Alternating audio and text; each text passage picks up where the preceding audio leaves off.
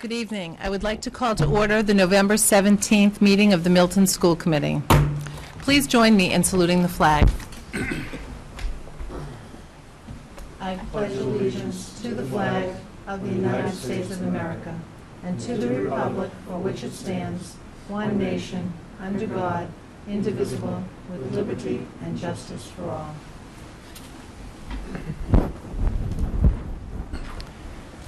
Before we begin tonight's meeting, I would like you to please join me in a moment of silence to be given in memory of Miss Linda Finn, who passed away on November 12th. Ms. Finn was a Glover School's before and after school program coordinator. She was a dedicated Milton employee for 15 years and a well-respected member of the Milton community. Please join me in a moment of silence.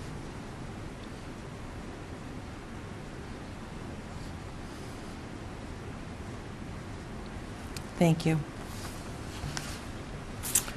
Do we have any additions or corrections to tonight's agenda? I do. I know I do. We are going to, under Finance Subcommittee, we're going to add voting of our fiscal year 12 level service and level funded budget. We're going to delete the Facilities Subcommittee update. And under the Chairman's report, we're going to add Consolidated Facilities update. We're going to take the grants off of the policy piece of the agenda, or actually do away with the Policy Subcommittee report. And we are going to add contract negotiations to executive session.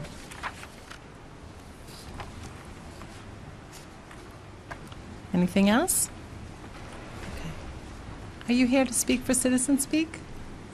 You're just in time. Come on up.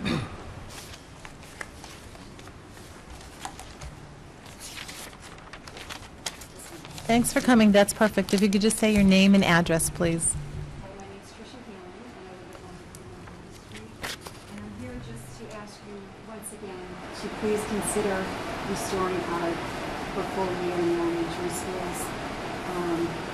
I read in the email for us that the guidance counselor position is restored to at least a part-time, and I'm hoping there's money to be spent for art as well. I know the chair of the finance, we can't. Want to try the other microphone, see if that's better? I think they can probably hear on TV, but try that one. Okay. This is better? Okay. Yes. I believe the chair of the Finance Committee had stated last week that there was money that could be spent. It just needs to be determined how to spend the money. So if that's the case, I would really hope that you would appreciate restoring art.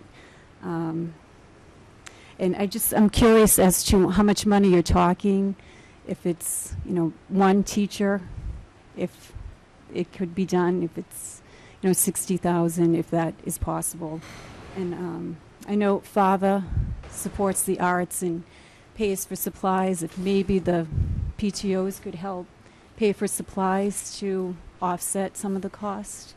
And that's it. I have a kindergartner who loves art. It's how I get her out of bed on Monday mornings. And I'm just nervous come January when she finds out she doesn't have art. At 8:30 in the morning, she jumps out of bed. So thank you very much for your consideration. Thank you, and thank you for coming out. There's no one else there, right? Okay.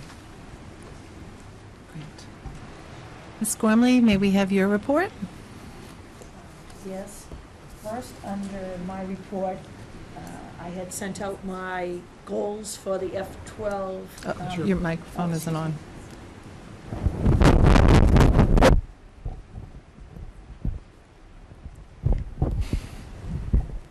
First, under my report, my superintendent's goals.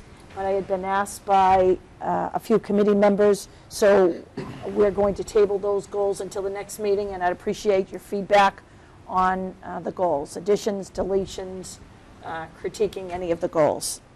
Thank you.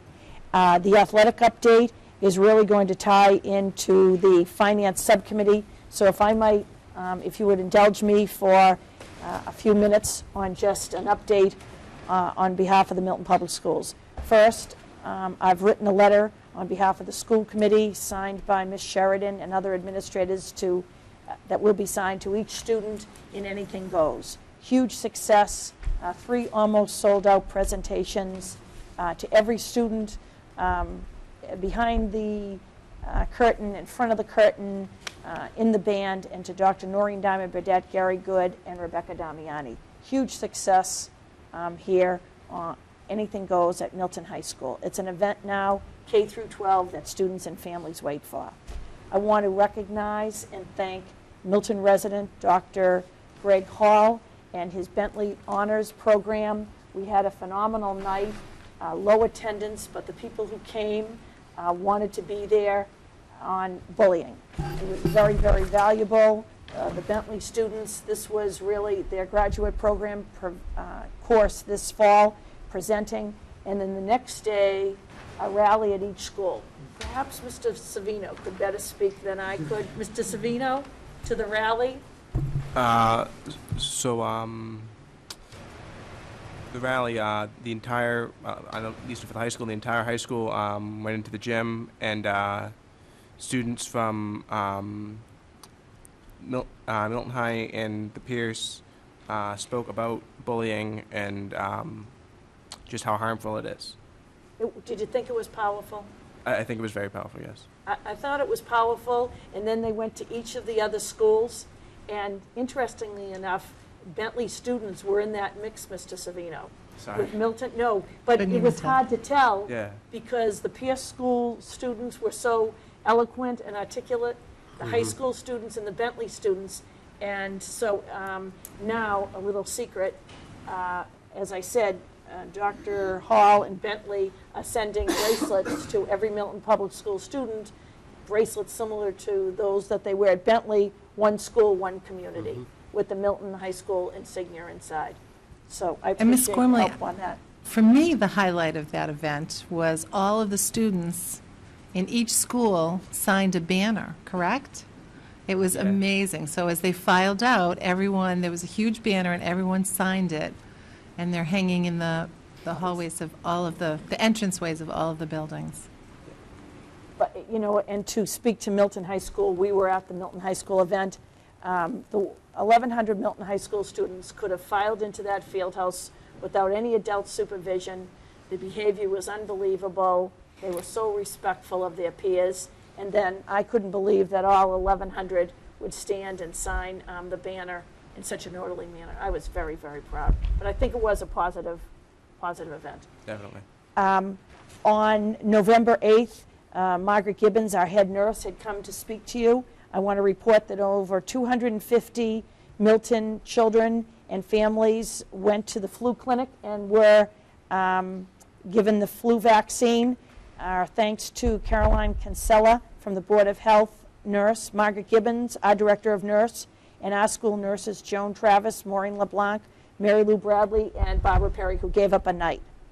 Last Saturday, John Phelan and I had a real treat. Our David Romeo and our Milton robotics team held PS Middle School's first robotics tournament. There were teams from Milton Academy, John Westwood, Milton, Sharon, and I was very surprised. The Milton team is called the Mooseheads, and they had the paraphernalia on their head.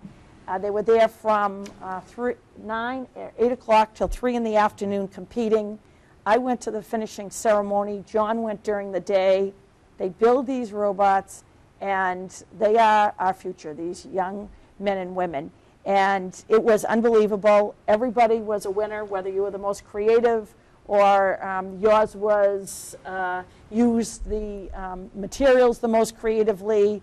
It was phenomenal, but I don't want to embarrass Miss Kelly, but Mr. Romeo, the PS Middle School teacher who ran this event, no easy feat. The PTO was there at dawn setting up. The children were fed. We had custodians on site. He said that the Milton team, the PS team, couldn't function without their assistant coach, Mrs. Kelly's son. And he then ran the whole tournament while Mrs. Kelly's son, who was with him in middle school and has stayed with the team, coached. So there were 100 stories like that there that day, and it was really invigorating to see all those young people out on a Saturday from dawn to dusk. And the good story is our new science department head came down again from New Hampshire, like she did for the Monster Dash, and she knows a source of funding to perhaps start a high school robotics team. And so that's a really good news story. I want to remind you that November is Literacy Month, and I'm going to outline in my email blast the wonderful activities that I help going on at each of the schools. Today, I want to tell you, Mr. Phelan and I had our final meeting with the Coordinated Program Review Team. And so within a month, we'll get a draft, and then the final report will come out. And again, in civil rights, ELE, special education, and homeless, they've given us a draft, some issues that around timelines. In special education, the civil rights was outstanding. And in our English language education, again, we'll have budget repercussions. Again, issues around translating all of the materials by professional translators and some curriculum materials. But it was a very beneficial experience, and we are a public school district that uses public dollars, and they should come in and evaluate our policies and procedures.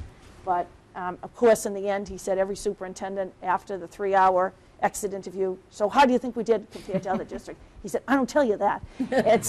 He said, every superintendent asked me that. It was very beneficial. And John, he said he found the system worked well with the individuals from the state. And to the 50 parents, teachers, and staff members and the classes who were observed, it was a tremendous amount of work.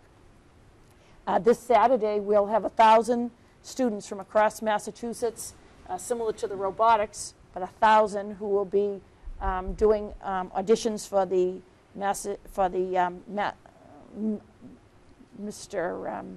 Pavlicek can better say the word than I can. The SEMSA auditions will be here at SEMSA. I can't. Auditions will be here. So 1,000 students from across the state will be auditioning all day Saturday here at Milton High School. Parent-teacher conferences are at Milton High School and the elementary schools this afternoon and tonight, tomorrow night at Pierce School. But I want to say to any parent out there who missed the opportunity to schedule a parent-teacher conference at the Pierce School, there's time within the school day every day to schedule parent-teacher conferences. But the teachers are committed to having parent-teacher conferences with every Milton Public School parent or guardian. And I would ask you, if you miss this opportunity today and tomorrow, to call the school principal and to schedule a parent-teacher conference within the next 2 weeks. I urge every single parent, if I had my way, they would be mandatory, to schedule a parent-teacher conference around your schedules, working with our teachers either early in the morning or after school. I want to report out that our security system, cameras and security system at PS and Milton High School, we're in the midst of the installation. It's going flawlessly. Kudos to Mr. Gillis and the citizens who worked with Mr. Gillis to bring that contract to the table. I want to report out that next week we have, Ms. Kelly had asked last year, now we're setting up quarterly meetings of site council, leaders of site councils, the parents, and last week we had parents of ELE students, and PTO presidents will be meeting next week. We had a very special day here on Veterans Day. It was very poignant. Down in the lobby when you come in, Dr. Drotter has salvaged in the school construction a plaque to those Milton High School graduates who died in World War II. And a few veterans came forward and asked Dr. Drotter and me if we could hang it in the lobby. And we hung it in the lobby, and then Representative Manning asked if the Veterans Day Parade might start from Milton High School this year. So the fire engine arrived, the police arrived, the marching band arrived, the Boy Scouts arrived, and there was a very, very moving ceremony Veterans Day morning here where the sister of one of those Milton High School graduates and I unveiled the plaque. So I would ask all citizens to take a moment and reflect and look at those names of Milton residents and Milton High graduates who gave their lives. And Mr. Manning liked being at the high school so much he might start every parade from Milton High School going forward. I want to recognize, every year they ask for a Milton High School student. Emily McClellan was chosen to read the final orders of General John Pershing at the Veterans Day celebration, and reports are she did a phenomenal job from the town's clerk's office. I gave you tonight and want to remind you again about the visual arts. During our earlier budget meeting, a representative from the Visual Arts Alliance came forward, and the public is invited on Sunday, November 28th from 2 to 4 at the Milton Public Library. The children of Milton will be creating holiday cards for those individuals who live at the Boston Home, Fuller Village, Milton Hospital, Unquity House, and Winter Valley. So they've sent individual invitations to each school committee member, and you can find this in the web, but I promised the parents that I would repeat this during our open meeting. I want to extend a very special invitation to you with seed money from the Milton Foundation around enrichment from their celebration at Milton High School and Pierce Middle School. We've begun a mock trial program. The mock trial program had always been in our contract, not funded. So at Pierce School, they've begun an 8 to 12 week program, and one of our teachers is being trained on how to lead the mock trial program. And it's a competition at the state level at the high school. We're starting our program after school at the high school. So I'm very, very pleased to tell you that and invite the school committee members, and you're going to be individually approached if you would like to be jurors. On December 15th, the culmination of the Pierce Middle School mock trial program, Stacy Franks versus the Pierce Middle School. Please join us to celebrate the hard work of the Pierce Middle School Mock Trial Club. These students will argue the case of Stacy Franks versus Pierce Middle School. It's made up. Franks was expelled for violating the school's zero-tolerance weapons policy. 14 students have built their case and will take the Pierce policy to trial on Wednesday, December 15th at 4 o'clock at Quincy District Court. We've had 15 parents volunteer, and we're tapping parents at both levels to go in, and perhaps if you're a prosecutor, you'll tutor the group that's doing the prosecution, or if you're a defendant, you'll train the students. And our own judge, Robert Baylor, has volunteered to be the judge at the event. Now we're looking for school committee members to either attend or to be jurors. We'll have a little reception afterwards, and we believe that we have some budding attorneys at the Pierce Middle School. Reports are Mr. Cazzoli is working with Deb Tracy, and we also have a parallel program at Milton High School, and they're going to compete at the state level. So I am very, very proud. I've waited a long time to have a mock trial program at Milton High School, and it all came together, and the seed money from the Milton Foundation for Education made that possible. I want to ask if I've been contacted by Rabbi Benjamin from Temple Shalom about adjusting our days off and creating a new schedule involving Yom Kippur and Rosh Hashanah. So we're going to move that to the policy subcommittee. I'll let Rabbi Benjamin and the Temple community know that we're going to move that question and issue to our policy subcommittee and then report out on it at a later date. So on behalf of the superintendent's report, that is the report, but we'll now, I think we'll take Steve Traster, our athletic director, and perhaps move down to Finance Subcommittee. Would that be all right if we took this out of order, since we have Mr. Traster here now with us? And I think Mr. Gillis is going to join Mr. Steve Traster at the table. so they can give the athletic report, which will go into the athletic budget. And then under Finance Subcommittee, we have other issues to deal with. I just want to make sure we're not changing our mascot to the Mooseheads. We're keeping the Wildcats, correct? All right. You seemed a little too excited. It was pretty exciting. Very exciting.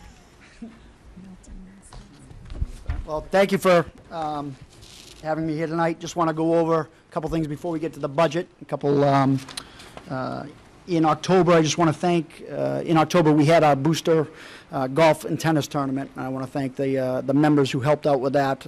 John Davis and his wife Karen Davis for really setting up the whole thing, as well as Cara Russo, Laura Phelan for setting up the tennis. Kevin Walsh and Paul Durgan of the Boosters for helping organize it, as well as Wollaston Country Club for hosting it, Curry College for helping pay for the dinner, and all the participants and sponsors. It was a great event, great day, well attended, and they made a lot of good money for our student athletes and our boosters, and I want to thank everybody on behalf of our school system and our student athletes. For the fall season is just about to conclude. We had 3 teams make the tournament this fall. Our golf team made it. They went to the Division II South sectional of the MIA tournament. Our volleyball team and golf and boys soccer team made it. They both won a game in the tournament and were bounced in the second round. Our girls cross country team, they'd been undefeated the last 2 years. They had kind of a subpar record, but they ran well and improved all year, and they qualified for the Division II state meet out in Gardner, Mass. This Saturday. So they've been improving all year. Our football team will conclude the fall season on Thanksgiving next Thursday at Braintree at 10 a.m. We had many players represented on our Bay State all-conference teams, so it was a successful fall season.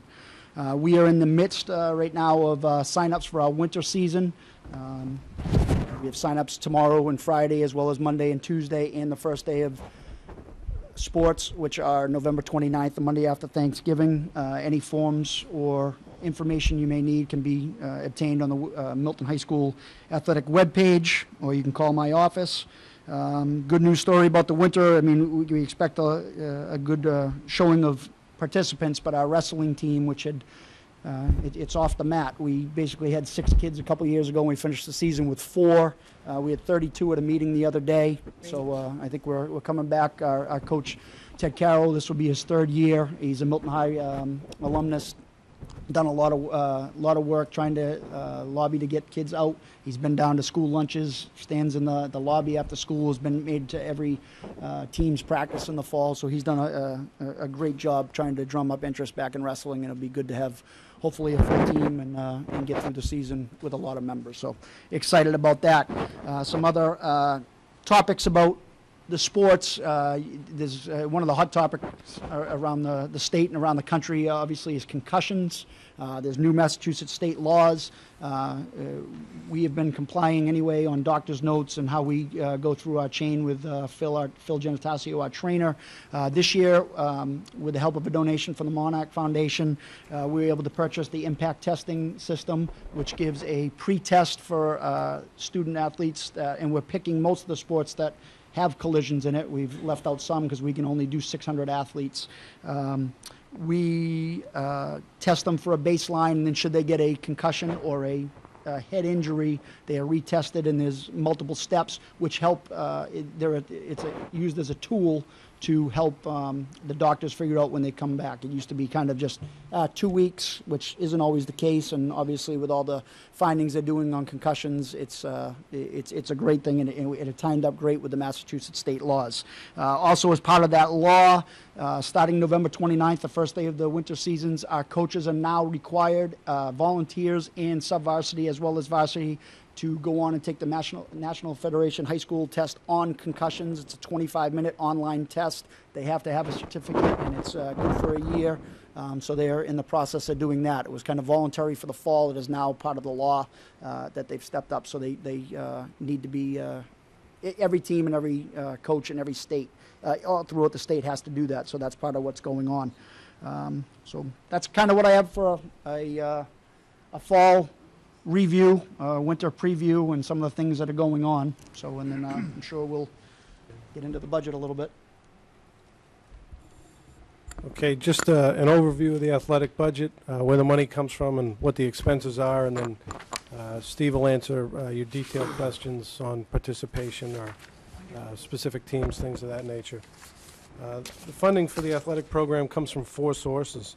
1/3 of the money comes from the general fund or the local budget, and that's about $260,000. About 56% of the money comes from the revolving fund. That's any carryover from the prior year, user fees, and organized fundraising, the banners, and gate receipts, and any donations that are given directly to the athletic program. The students, we estimate they're going to raise about 3% of the funds, which they used to raise about 10% of the funds, but we've really scaled that back as there's been a fundraising responsibility that was transferred kind of back to the boosters. And the boosters are going to raise about 8% of the funds, or about $60,000, and they're well on their way this year. As Steve just mentioned, they had a very successful fall fundraiser with the golf tournament and the tennis tournament. So the total program is just under $800,000, or fundraising. We're expecting funding $794,000. And if we didn't have any beginning balance funds left over from student fundraising or the banner donations and in the revolving fund, you know, it would be closer to $679,000. We expect to start the year with about $115,000, and that's up a little bit from this year. So that's the good news. You know, where does the money go? We spend the money on the athletic director, coaching stipends, athletic equipment, the buses, the trainers, the officials, all those different things. And about 36% of the expenses go to the general fund. About 55% of the money comes from the revolving funds. Again, the kids, basically what they fundraise, they put right back into their team, typically either the year they do it or the very next year, depending on what their needs are. And the boosters, we expect them to spend most of the money that they fundraise to try to build them up. You know, we've estimated that they'll fundraise $60,000, but they'll contribute $50,000 this year, so they can start a rolling balance going forward. You know, the program with beginning balances will be in good shape. If everything comes to plan, we'd have $60,000 to roll over. That's if all the fundraising came out and all the expenses came out exactly. The planning's usually pretty good, but it's not 100% prescient. It's really tough to predict what's going to happen a year in advance. Things worked out a little bit better at the end of last year. It'd be great if that continues. If we didn't have beginning balance, you know, we'd actually come up short about $54,000. So it's good to plan to have that money. We hope we don't have to use it all. And I guess at that point, there's some backup details, but I won't, you know, bore you with them. I'll turn it over to Steve or I if you have any specific questions about what the kids are doing, how many kids are participating, things like that. You can ask any questions anytime. I'll just kind of go over what I handed out if you want, or if you have any questions now. Just like Matt says, there's the 4 sources that we get our money from to run our program. Like the hard money we really kind of expect is obviously from the budget, which is about 33%. Our organized fundraising, which is the banners, the walkathons, and things of that nature. We have the outside banners now as well as the inside banners, and also our user fee and gate receipts. So I just wanted to kind of go over a quick overview of the user fees and gate receipts that we had for the year, finished last year, and what we're going for the fall right now.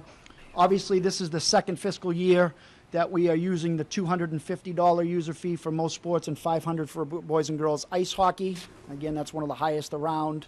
And so I just wanted to kind of show the numbers when we had talked about it a year and a half ago or whatever about how we could increase and get $50,000. We used to make out of the users fees about 180, 181. So this is where we came up with the formula for the 250 and the 500 for ice hockey, and we had come out with a projection of about $234,000, and we came out with that amount last year. We were actually $95 short of what we had projected. So if you look at last year's user fee, I broke it down by the fall, winter, and spring, and I only used last year because it's the same amount of money we're dealing with the users fees this year. Unfortunately, this year we're down about $7,000 in users fees in the fall. I'll get into some of the reasons why in a second. And just so, again, we like to reiterate, and we have the forms online about free and reduced lunch as part of an athletic waiver, payment plans such as that. Last year's participation numbers for the fall, winter, and spring are right under with the free and reduced lunch. 371 fall athletes, 31 applied for free and reduced lunch athletic waiver. The winter, 302 and 46. The spring, 324 athletes and 35 kids. Now, a lot of those kids are the same kids, obviously, who are participating as well as using the free and reduced lunch waiver. Mr. Traster, can I interrupt for one second? Absolutely. Just to go a little bit more slowly, because people at home don't have the benefit of this document in Sure. front of them. Yep. And also, just, can you talk a little bit more explicitly about the free and reduced waiver? So that's something that's available to all students, and if they participate, if they've already completed the free and reduced lunch waiver form, Right. then can you speak to that directly? How would Sure. someone know what to do? What Okay. would the process be if you were interested in participating in a sport? Yep. Obviously, I think with a lot of the mailings, it's sent out, the whole school system sends out the free and reduced lunch waiver for free and reduced lunch. We also, down in my office, when they sign up for sports, there's a separate waiver that says they are part of the free and reduced lunch waiver. So if they do that and they fill out the form, their parent or guardian, fill out the form, we make a list of it. I then give it to the food service director, Jackie Morgan. She goes through it, and then we'll mail, if the student is not on free and reduced lunch at the time, she will then mail the free and reduced lunch form to get them on it, so that will help. And we do have them online now, the waiver, as well as I put the food services waiver on there as well, on the athletic page as well, so they can grab them there, and I have some hard copies in my office. They can always get them at the main office from the school, and I actually have a voicemail going out that has to the town with Jackie Morgan's number on it, as well as the information that I'm telling you now, and that's also on the webpage where they can contact her to have any questions about free and reduced. That's Should they get free or reduced, either way, they qualify for an athletic waiver fee. They do not have to pay the fee. Those people who do not qualify and they need to make installment plans or anything like that, again, I've reiterated, and it's our policy. I know it's yours and the superintendents and the principals. We will never turn away a young person from being a student athlete due to finances. So. I'm sorry, did I interrupt No, you? no. Two things. One, Ms. Bagley Jones brought this to my attention, and Mr. Traster, rather than changing his message, we suggested, just to remind the public, every time one of his messages goes out about the sign-ups, the next night there'll be a message about the free and reduced form. Yep. And the kind of options there are to sign up. And when Steve Traster went over these numbers with us, I said, let there not be a doubt in your mind that the fall numbers are down over the last 4 years because of the user fee. There's no other reason than the user fee. Then enrollment's up. That's why participation in athletics is down. It's Right. the user fee. And I'll get to the participation numbers just so you can see them exactly. Steve, can I? Absolutely. So the payment plan, and I know we sort of walk a fine line here with, we need this program to make money to survive, to support itself. Yep. But at the other hand, for folks that don't meet free and reduced lunch, but maybe a parent has lost their job, for example, they could absolutely get a payment plan Yep. with you worked out I've throughout the had whole people year. pay $100 at the beginning, and then they pay it off $25 at a Right. time, weekly, or every 2 weeks, $50. There's different ways Okay, good. that people can do it. Thank you. Yep, we've never, like I said, denied anyone. And my voicemail went out Sunday about the sign-ups. We were supposed to send the one out about the free and reduced last night. There was a glitch. It went out about 20 minutes ago at 7 o'clock, hopefully. And then I have another one going out on Monday because we have another message on sports sign-ups going out on Sunday. So I'm sure some people are sick of hearing my voice on the phone. And I think it's very important for the public to know that the free and reduced lunch program, that information is only known by Jackie Morgan, our food service director. And we might have to access and ask her, Steve Traster might have to ask her about some names.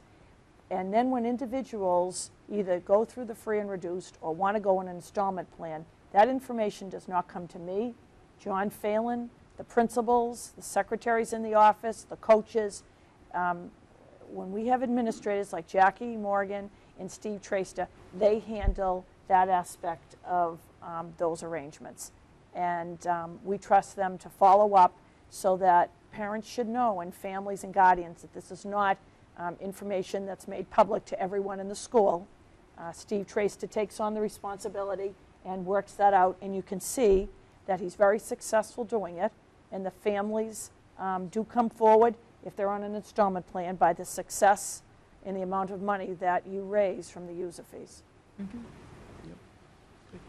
Right, so those are the numbers on the free and reduced. I know the people at home don't have this in front of them, but basically what it came out to last year is about 11%. We had 997 participants in athletics that came out for sports, and then 112 had requested a waiver. Again, those are one sport athletes, two sport athletes, some of them are three sport athletes, so the numbers add up, but it's 11%, and with our school system being about 16%, there is a little drop off, and we'd like to everybody always asks how many kids are impacted by the users fees that we don't know about, and we don't know about it because they need to self-identify for the free and reduced lunch, or self-identify that they need help paying, or they maybe do not play.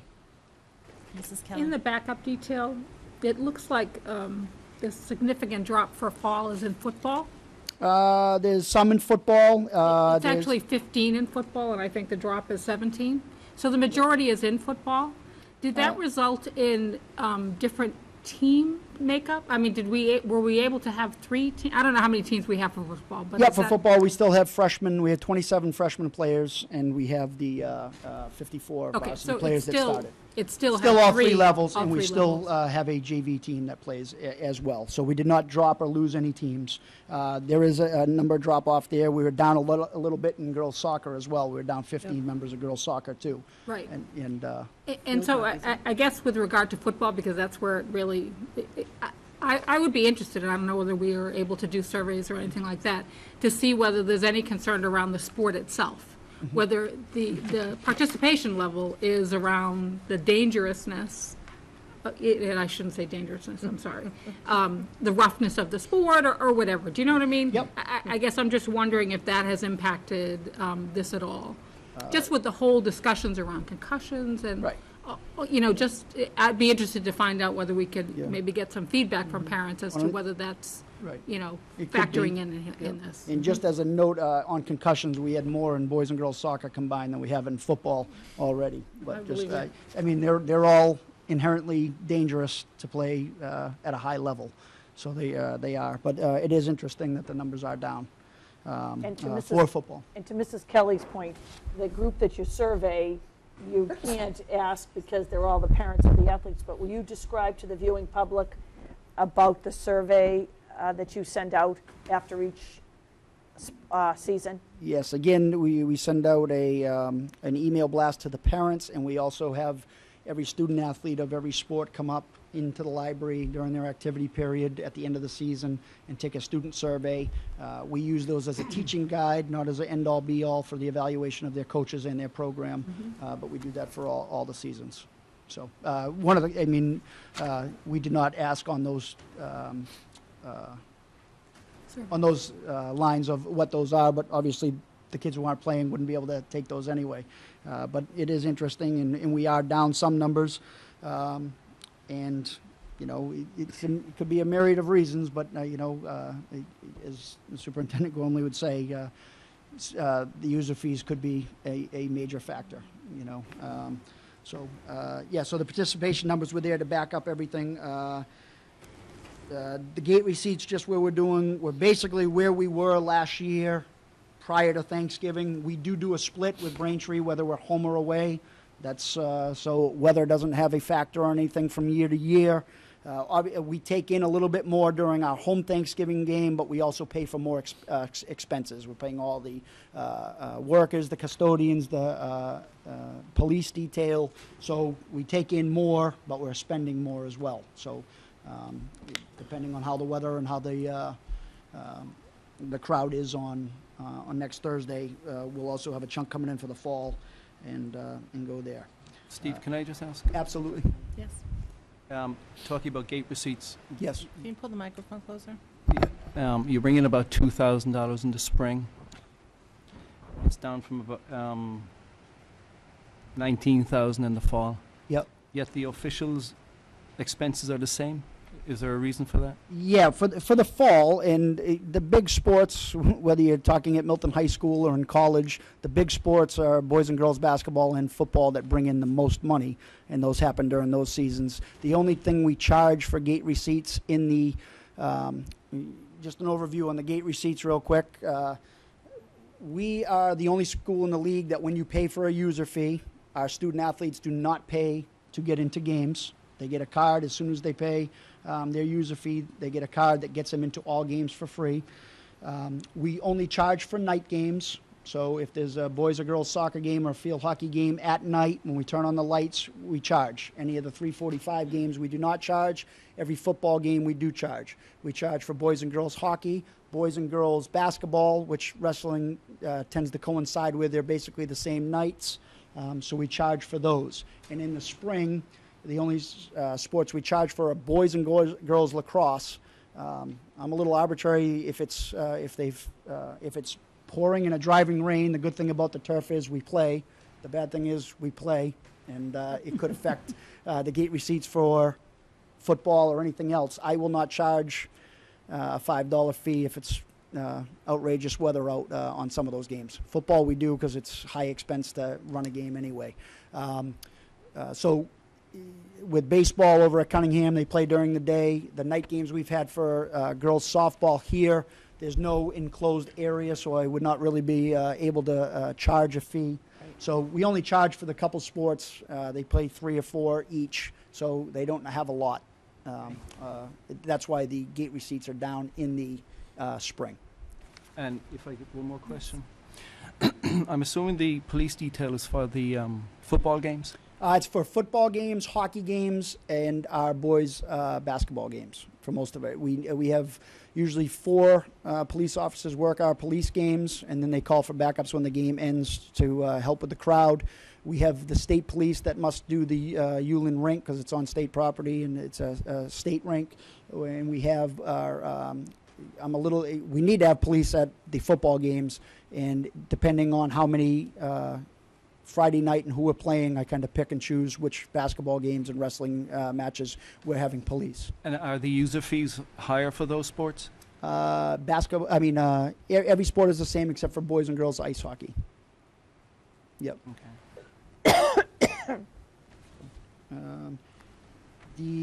So that's kind of it with gate receipts. I just wanted to go into we kind of talked about, Matt talked about, again, we had the hard money, and that's what we talked about from the budget, from the user fees, the gate receipts, and the organized fundraising. Just kind of wanted to go into the money that he had talked about. We kind of reduced the student fundraising, hoping the boosters added up, and obviously we talked about the golf tournament. So on the next page, our team fundraising, I just kind of did 2 columns, the past practice of what they've done, the present practice of what we're allowing to do. For the most part, we've got good feedback from most coaches about, they don't have to really scurry and do a lot of fundraising. We've gotten good feedback from our principal and our superintendent, and I guess from some of the school committee that the kids are not banging down the doors every day selling Yankee candles, Wildcat cards, and multiple things. Some coaches, though, we've taken away kind of their core fundraising, and they're having some problems with it. So there are some pull and tug issues that are going on, but we're working with it. So in the past practice, the teams have done Wildcat Fun Nights, bottle drives, car washes, camps and clinics. They ref youth games and get paid for those. That goes into their team fundraising. Still do that. We said they could still do that. Yep, that's still over there. I have that on the present. Wildcat cards, those are the ones we've taken. Multiple teams had done that. Cookie dough, candles, raffles of all kinds, at the 50-50 to baskets to TVs to anything we could do. Roster sponsor booklets, the reason we took those away, and that's hurting a couple teams, is because we're hitting up the same people and the same families that are paying the users fees, paying for the banners in the gym, paying for the outside banners, any kind of a thon that we've had, shoot-a-thons, lift-a-thons, anything that were team-oriented, obviously. Ms. Bagley-Jones, we are keeping the walk-a-thon. But most of the thons we've gotten rid of, and then selling items, apparel, clothing, and things of that nature. Now, basically what we've done is team spirit, a team building fundraisers where they can do it as a team and they're not just out selling themselves or things. Wildcat Fun Nights, bottle can drives, car washes. They can still hold camps and clinics, do the youth reffing, and anything they can come up with that's team building and functioning as a group and not hurting individual people in the pocket.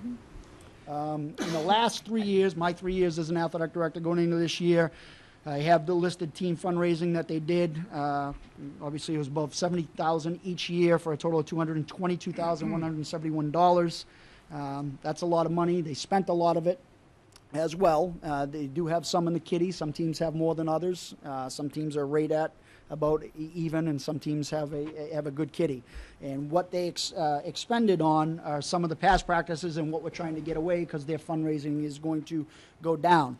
For my first couple years as the athletic director, before we raised the users' fees, we made them pay for their non-league games. That was part of the way of helping out in the budget and helping cut the gap down. They paid for their scrimmages, and what that entails is the buses, the athletic officials. If it was a tournament game or a home game where we needed police detail, they would have to pay for that, or any custodians that came a lot. Any expenditures that had to go out for those games, for non-leagues or scrimmages, they paid for. They paid for the fundraisers themselves. In order to make $8,000 on a cookie deal sale, you got to pay $5,000. So they'd bring in 13 and then to pay off. So that's so they'd make their 8 or whatever the numbers were on any particular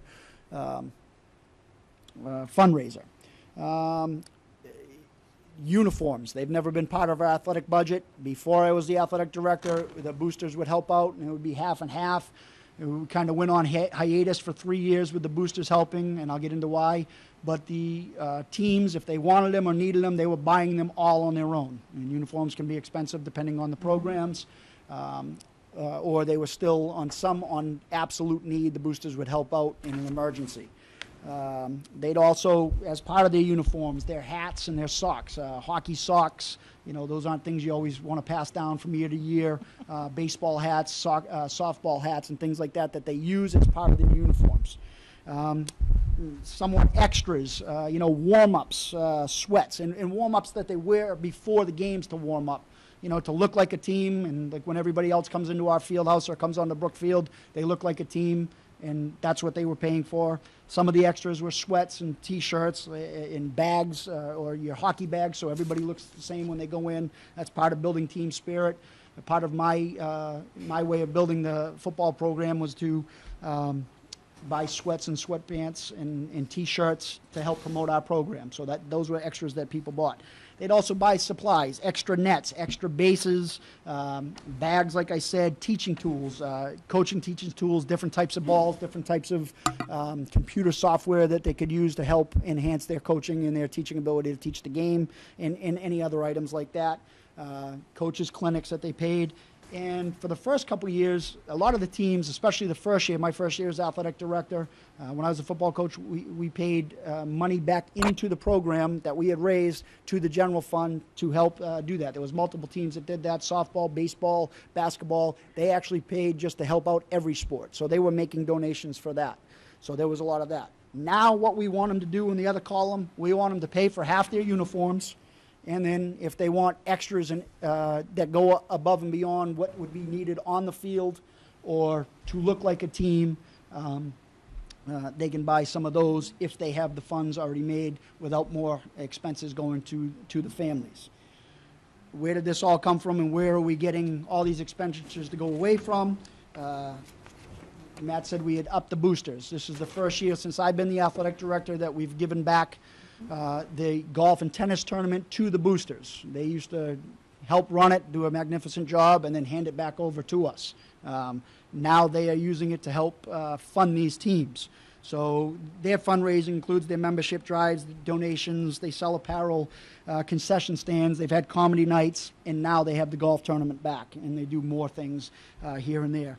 Their expenditures in the past, they funded the gap. when we were really threatening to maybe have to lose some spring sports a couple years ago, cut back on what we needed to just to get all our sports and programs running. They funded that gap and helped out immensely. They bought championship items. They usually fund about $45 per championship team for sweatshirts, jackets, whatever, when we win our Bay State Conference championship. $45 Per student. student. Yep, per not student. team. Good, Right. good point. Yeah, not per team. That wouldn't get us very Per far. winning team. Right, and they did do extra when we won the state title in basketball for a lot of the things that they got. They also give out booster scholarships, and they obviously have the letter winner banquet, which is a great thing that we've had the last couple of years in the field house. That has been great. So that's what they really spend their money on since I've been the athletic director. What we're now asking them to do on top of that, again, championship items, scholarships, the letter winners banquet. Now we're asking them to come back and help the teams with their uniforms, at least half, and the teams are on a cycle. It should be about a 3 or 4 year cycle. Some are in dire need more than that because the boosters had been out for a couple of years and helped boosting the teams, and the teams could not afford it on their own. So we're looking for those and some of the team extras, either the extra supplies, the extra teaching tools. I've suggested that we have one kind of Milton logo and Milton sweatshirt, and then we can just keep putting in football, soccer, and just put it in there so everybody looks the same, but they still have their own football team, basketball team, softball team, so they still kind of stand out for what team they do. So, but hopefully some of those extras can come back. Paul Durgan has done a great job with his booster group, and as well as all our past boosters, but they now have money, and now they're able to boost, and that's what I put at the bottom. They are back to boosting our athletics, not running our athletics.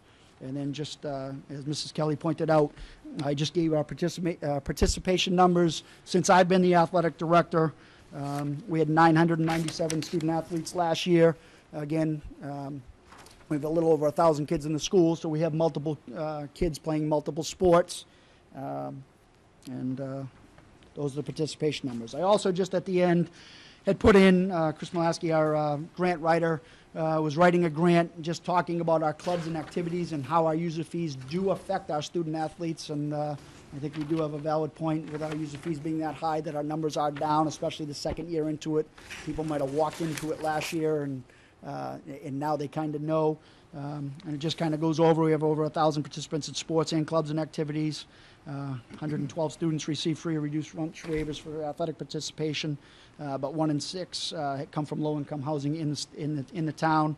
Our fees are mentioned, the club fees are mentioned, and between clubs and activities and the fundraising that the parents do and the families, it's over $300,000 they're doing to keep their students and sons and daughters involved in the sports.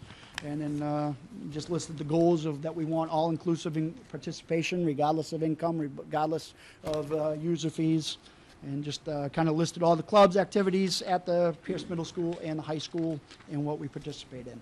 So that's my overview. I'm sure I talked a little too much, but... No, it's great. There's lots of information to share, and it's all important. I just want to make an observation on the team fundraising. You called it team building, but I'd like to even take that a step further and say that it's really community service that these students are doing, because the Wildcat Fun Nights are opportunities for parents to bring their kids to a school gym, and the parents can go out and pay a very minimal fee to have their children supervised and have a great Friday night in a safe environment. Bottle drives, car washes, the clinics that they do, the refereeing for the youth. These are all community service events as well, and I think that that's to be celebrated, as well as the good work that they're doing. And just one other thing, I think on one of these sheets needs to be checked. It says athletic fees, $250 a season. I think that's supposed to say a sport. It is a season per sport, yeah. Right. So the 3 seasons they would have to pay it. Like if they played a fall season and then a winter season. But it is per sport, you're right, it should be put in there. When I think of the season, I think of the whole year, but maybe that's wrong. So, good point. What is the cap for a year for a family? Our caps are very high. As well as our fees being high, there are sliding in other towns in our league, and I mostly go off our league. We're still the highest per sport and the highest per hockey. but they have a sliding scale, and their family caps are much lower than ours. Our cap, when we raised it from a $200 fee for every sport, we capped it at $1,000, which was 5 seasons or 5 sports per family. So we kind of kept that. It's $250, so it's $1,250 for family cap, but because our hockey fee was higher, we made hockey $1,500. So the $1,250 family cap for the season, which basically you have to have 2 student athletes playing 3 sports, or 3 student athletes playing where you get the free Right. free thing. A benefit. Benefit, right. That's what I'll be paying. And we did. Ms. Bagley-Jones did offer up a free waiver last year when we had all the spring athletes go to the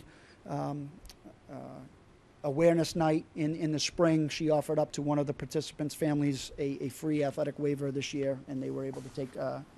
Too, Mary did. Oh, okay. Well, you were the one who asked me to do it. I didn't Yeah. hear it. Sorry. Thank you, Mary. May I ask you something?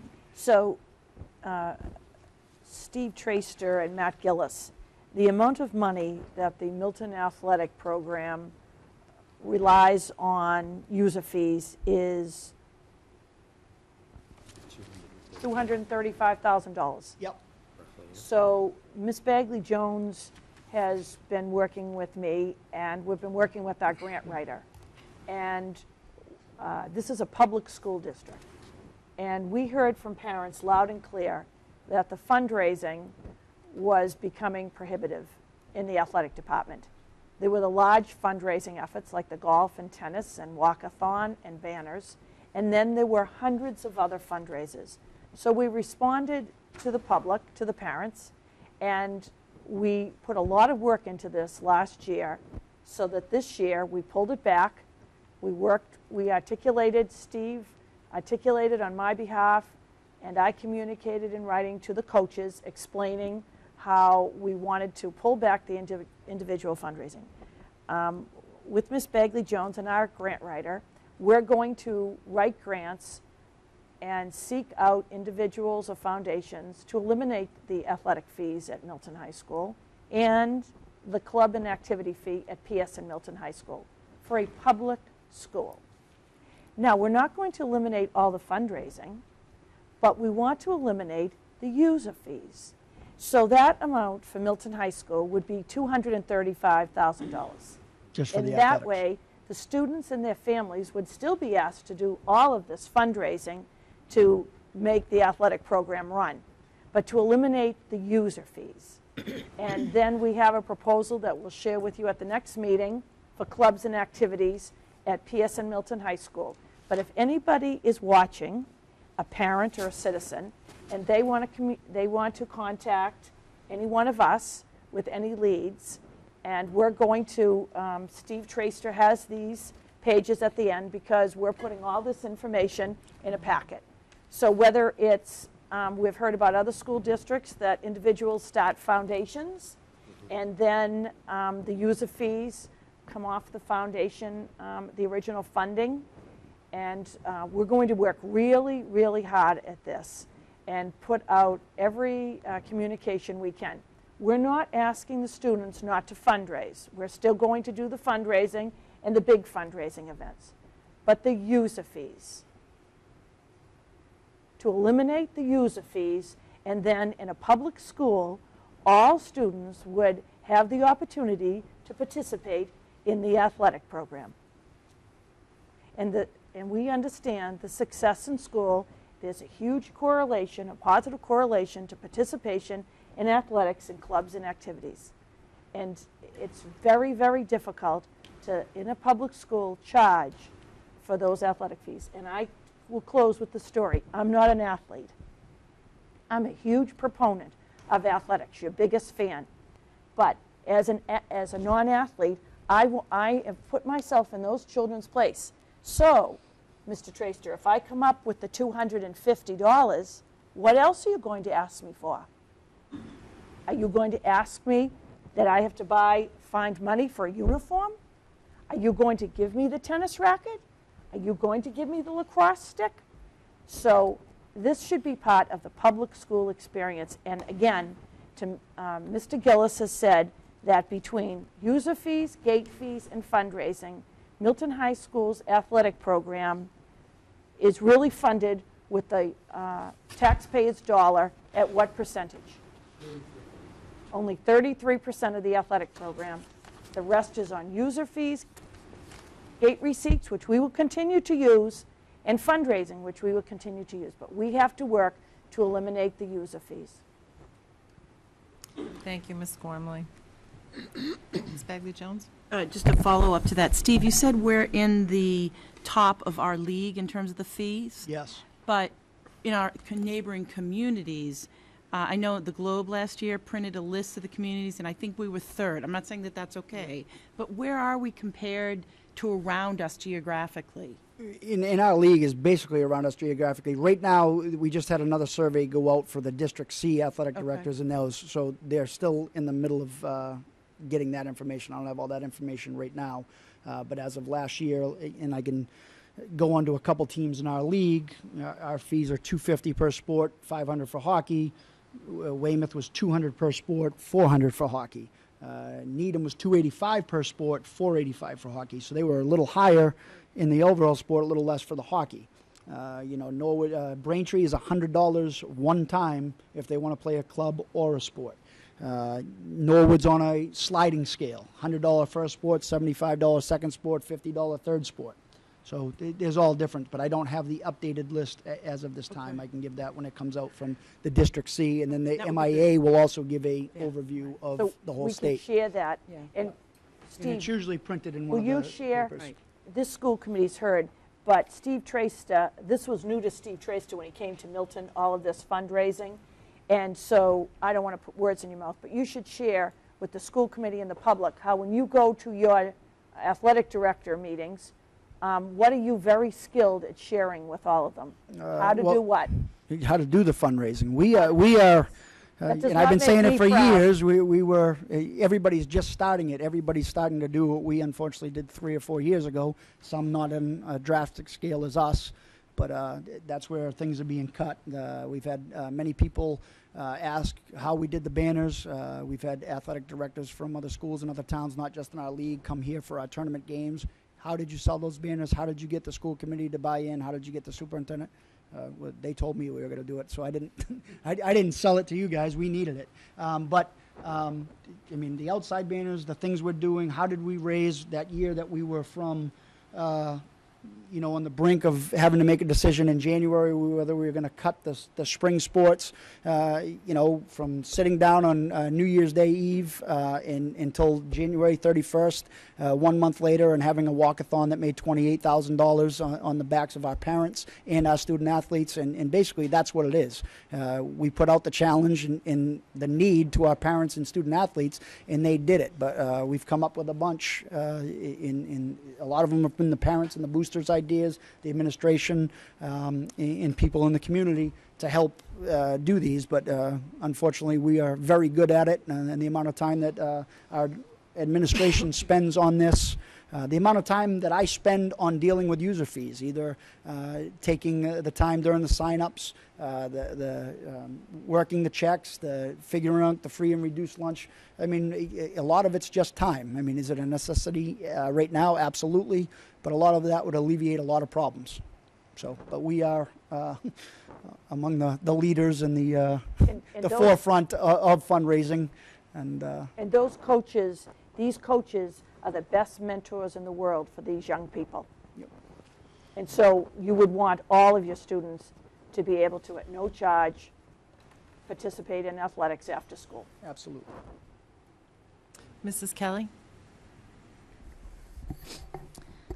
I think having no user fees for any of this is a laudable goal. However, I think given the financial reality, I mean, I think it's great if we can get grants that would offset this. But given the financial reality, I guess I don't want to set an expectation that, next year there's potential that there'd be no user fees. It would be only if we went out and found a funder or a grant.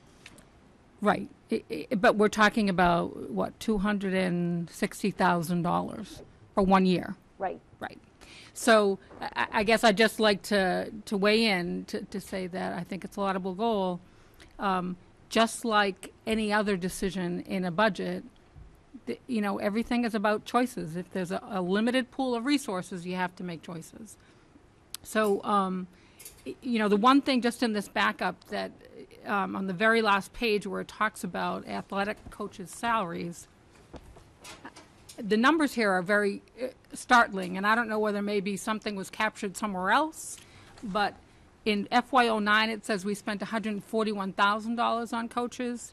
In FY10, $274, and then FY11, $288. So I guess I'd like maybe to try and dig into these numbers a little bit, just to see if things have changed significantly somewhere along the line. The answer to your question there, the actuals are being pulled from the direct account number for coaches' salaries, but there was another account number where some of those charges hit in prior years, the athletic professional salaries, I believe it is, where your officials, professional salaries. And I guess we don't need to I guess I'd just... Yeah, it's... They put in different funds. Yeah, in FY08, the actuals for athletic officials, some of the coaching salaries, about $70,000, hit there. So if you add $70,000 to the 145, it brings you up to about 115 for the coaching salaries that hit the revolving fund, not necessarily the coaching salaries that hit the general fund. So Okay, the coaching salaries get split between the general fund and the revolving fund. And in the revolving fund, in FY08 and FY09, for whatever reason, and I'm not going to go back and journal entry something out that's when the year's been closed, it got hit between athletic official salaries, some of the coaches' salaries, and the coaching salary line item. I'm not sure if those were errors or not, but the total expenditures were still there.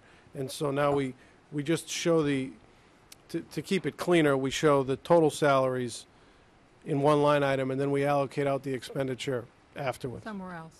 Right. So there has, what you're saying, I think, is there has not been a significant jump in the cost of no, we haven't coaches' changed salaries the number over- of coaches, and the only change in the amount paid is via the salary schedule. And Steve can speak to whether or not we've actually added teams, but I don't believe we have. We have. No, we have not. But to Mrs. Kelly's point, I think it'd be valuable with this public information if we at the next meeting could just outline the last 4 years of coaches' salaries. Just so that we But have... it's a good question. Sure. Right. We haven't added any. And I can definitely give you Coaches. the coaches' salaries, the 3 years that I've been the athletic director, and it just came out of a different fund, but I can give you the actuals, and it did go up according to the coaches' salaries. It does fluctuate a little bit should we get a new coach on the Depending on the lane level. scale, but it went up the same as the contract percentage every year with everything, and we haven't added any. We did add a JV girls coaching or an assistant coaching to ice hockey for safety and Title IX compliance. That's the only one we did, which was my first year. Since you've been here. Yeah. Great, thank you. That's a good question, though. Yeah, very good question. Yeah, because it does show a little different in there. Ms. It's good for the Bagley-Jones? public to know Yep. that we don't add any Right. sports. Right. One of the things that I was thinking about as you were saying that, Mary, about the user fees, and Mary, as you were saying what you were saying about we aren't going to be able to afford that, is for people to really realize that when we were going to cut spring sports 2 years ago, the public really did respond and helped us out. But then we also heard, we don't want to be told every year there's 300 crises that you have to deal with and we have to fundraise for. So we operationalized it, so to speak, and put the fundraising into the budget. But if we don't make the fundraising on the walkathon, which is on February 12th of 2011, and if we don't make the money on the banners, then we will be back at henny penny, the sky is falling in again with sports. We And the rely users' on that fees. money and users' fees. Which are down 7,000 this Right, year and because of so participation. people who are, caring about the athletic program need to pay attention to this out there, that we need to do this fundraising because the budget is actually based on two fundraising efforts, the Right. walkathon on February 12th and the banners. Right, and like So- when we talked about a couple years ago, if we cut some sports, we also lose those users fees That's as right. well. So it's not to affect the That's number right. of kids that are actually playing. we're not going to save. And with our budget only being 30%, 33% of the school budget, I mean, of our athletic budget, it's hard to cut that anymore anyway. So, Thank you. thanks. And we still have a few banners for sale, just to Put that plug in there. put that Yeah. in there. Plug anything.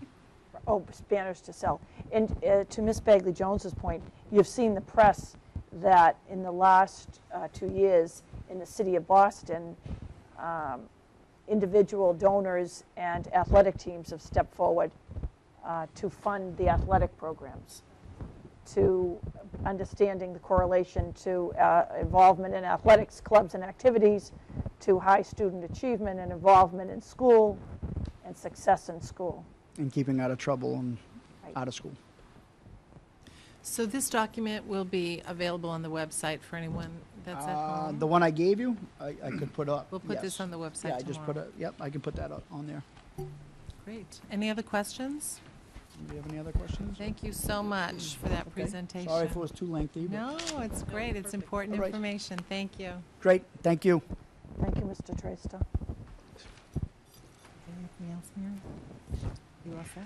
Yes. We're going to go into, would you want to, it's up to you. Do you want to go back to chairman's and then go back to finance? Sure. Sure. At our last meeting, I mentioned that Dennis Cohane was not present with us because he was representing the Milton School Committee at the Massachusetts Associations of School Committees annual meeting. And tonight, he's going to report out on the results of that meeting. Thank you, Dennis. Thank you, Ms. Sheridan. Well, first of all, I want to thank all of you for sending me to the Cape on a wintry weekend. On my way down, I figured, is this the hazing of the school committee? But nevertheless, it was really informative and educational, and I'm glad I went. On the first day, which was Wednesday, we had the voting, and I represented the school committee, and I voted as you wished on that particular, on the 7 resolutions. Of the 7, we got 5, and 2 didn't go the way we voted.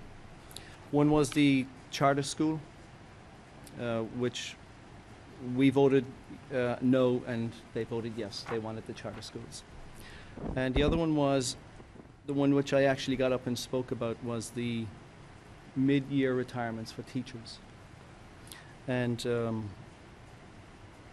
I made a little bit of a speech about how everybody there was talking about that, you know, education was for our children and we had to look out for our children's needs, and yet the second part of that equation was we should let these teachers go mid-year if they meet their retirement benefits.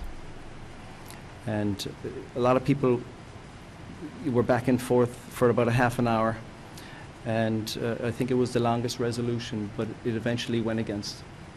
And so it's going to remain the way it is, that teachers can retire in the middle of the school year, which I didn't agree with. The next day, that was the mid-year retirements.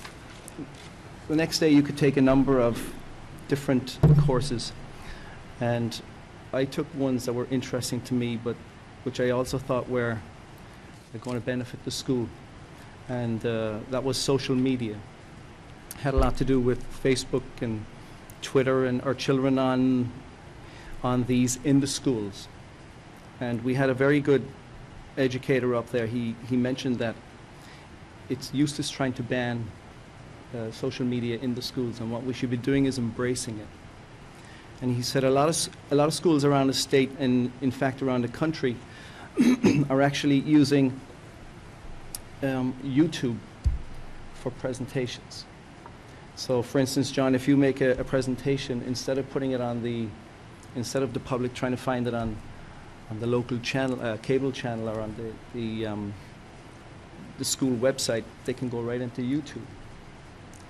And it's very, very popular, they were saying. And the only thing you got to be careful of is that the content is original, that you're not violating any copyrights.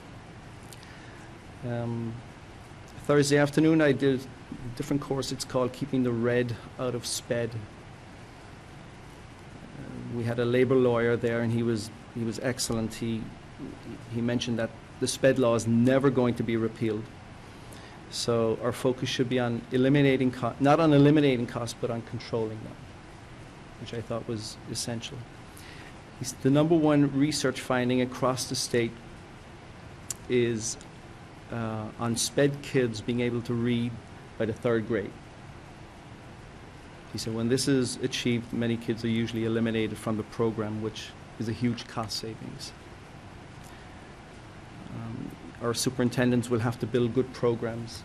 He said it's a big budget buster, but enrichment and summer programs are very beneficial.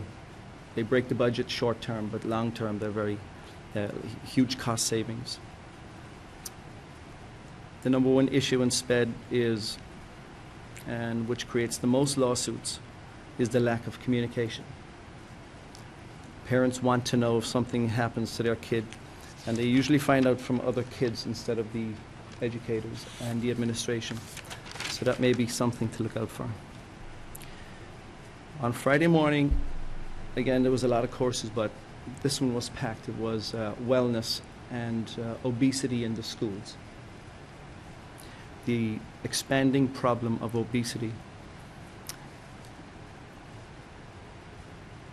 And besides the usual studies of healthier lunch programs, this educator said that there has to be a huge emphasis put on the promotion of sports, which we were just talking about, especially to kids that are overweight.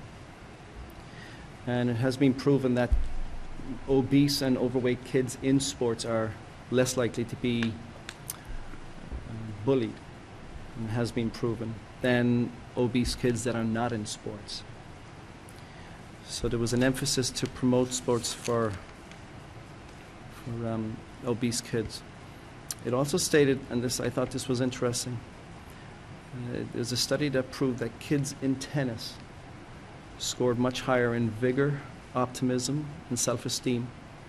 They scored much lower in depression, anger, confusion, anxiety, and tension than other athletes and non-athletes.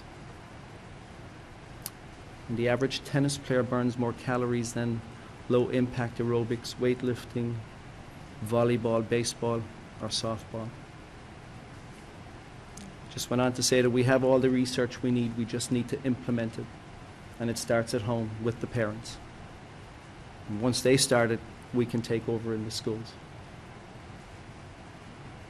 I did one more course, but I won't get into it here. It's about what makes the best committees around the state. But I'll share that privately. Don't get into that here. You said you had the perfect example. So we have a perfect one. And that's my report. Well, thank you for going and representing us on those articles and getting informed. Thanks, Dennis. The Consolidated Facilities Committee is moving into its final phase, and we have signed a memorandum of agreement between the school committee and the Board of Selectmen, and we are now advertising the position and are beginning to gear up for the interview process. And Mr. Huban would like to speak to this. Unfortunately, due to a new job, I will not be able to continue on the screening committee. We do have a slot for a school committee member, and I'd like to make a motion that we switch my place with Dennis. He's agreed to serve on the screening committee, and I think he'd make an excellent representative. So, Do we have a second? Any discussion? Thank you. Mr. Cohen, do you accept this? Yes, I accept. I'm actually quite looking forward to it. Great. All in favor? It's unanimous. Thank you. Oh, did you vote for yourself? Yes. Just checking. Thank you. Mrs. Kelly? Can I just ask on the consolidated facilities? Yes. Oh, sorry. Where is the school committee's role in that? Is there a role besides our representatives do we actually meet at some point to do interviews? Or I don't remember what the school committee's role is as this process moves forward. So the members of the committee, and now Dennis will be one, will be the screening committee, and the final two candidates will be chosen, will come before Ms. Gormley and Kevin Mern, and they will make the final designation appointment. So as a school committee, we're your representatives. Would you like some more representation? Would you like? No, I just couldn't remember what the process was, because I know that for the Board of Selectmen, I think the board makes all appointments. Like they interview police candidates, et cetera. So I didn't know whether this is a different process, which it actually sounds like it is. I believe it is, because they are sending a representative, because they're originally, when we started the consolidated facilities, Kathy Fagan was the representative from the Board of Selectmen, and she continued on even after her time was up on the Board of Selectmen. And for the purpose of this final interview process, I believe that the selectmen are appointing one member from the current sitting Board of Selectmen to represent them as a part of this committee. And so that will be the vote. I don't believe that we have not been notified. Mr. Huben, am I wrong? Sorry? That's the understanding? The Board of Selectmen will not take a separate vote on? Once the final person is chosen, they must vote to give that person the job. But at that point, it's a fait accompli, because Kevin and Mary have already made their choice. So are you suggesting that we should have a vote as well? I just wanted to make sure that, I thought that this was outlined in the agreement, but I can't remember the agreement. I don't have a copy with me. I don't so have a copy with me I guess either, I would but- ask just to get that maybe clarified for the next meeting, just to make sure that we understand. That's my understanding. If it's different than that, I will certainly send out that information to Great, everyone. thank you. Thank you, Mr. Gohane, for continuing on, because we're going to have a very busy month of December meeting. And at this time, we'll move into the Finance Subcommittee meeting. Mrs. Kelly, thank you. Sure.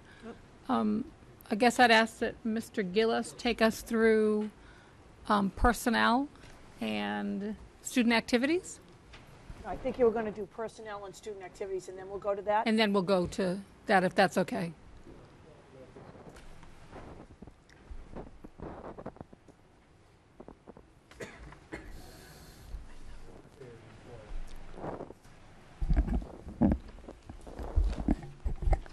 We've finished the rollover of all the staff in the personnel for next year, and in short, the salaries for FY11 in the general fund were $26,519,000.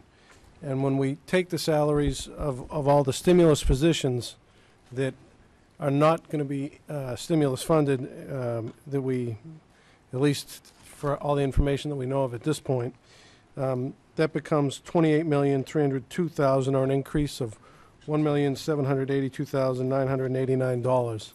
For our non-salary increases, it's actually a net decrease in the budget thus far, with a decrease of $16,504. So we're looking at a total increase of $1,766,485, or a 5.3% budget increase.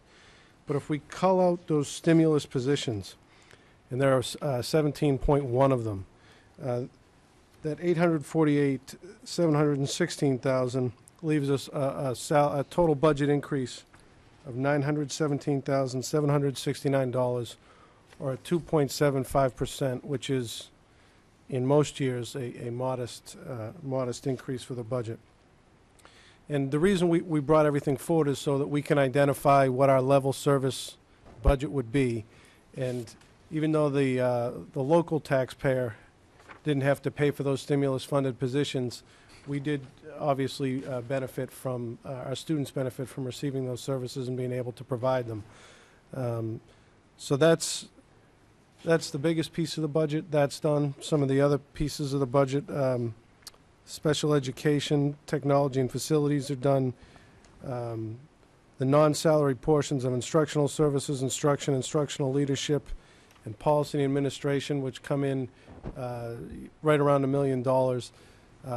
They're in progress, and they'll be finished very shortly. We don't expect a drastic change in those areas for a level service budget, but in just a few minutes, we're going to get into what we're looking at for a budget as a whole.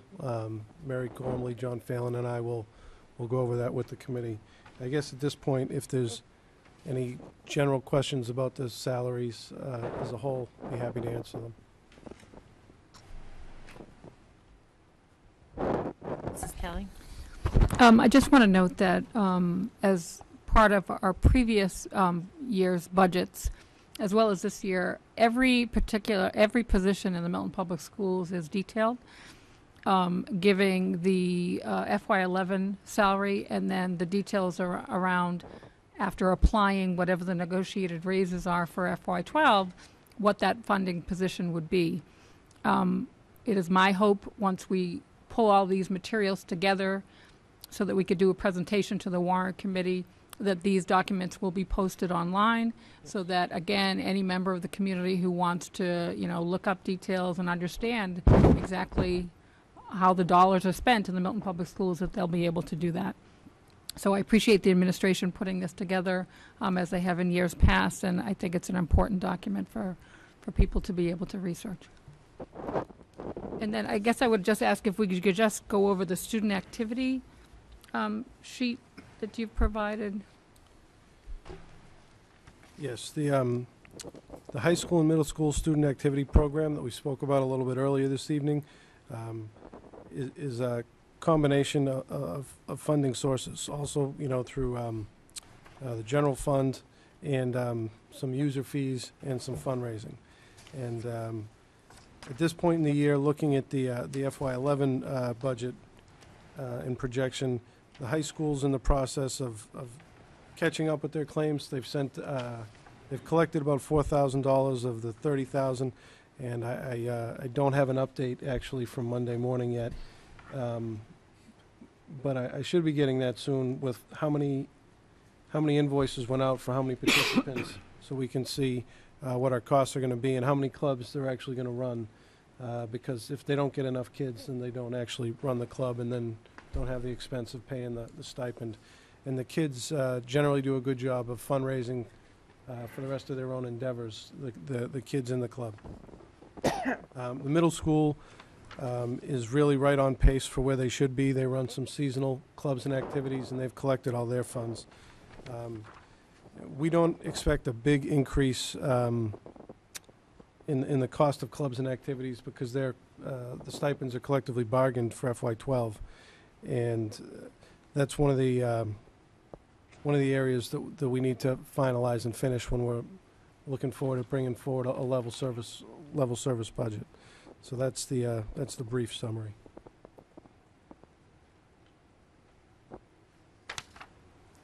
Thank you. So now we'd like to go, we are asking the committee to vote on both a level service budget total dollar amount as well as a level dollar amount so that this can proceed to the warrant committee as they've asked us to. The administration has met with the chairman of the school subcommittee of the warrant committee and has explained what details we have thus far and what our plans are for getting them the information that they need around December 1st, and they're on board with this.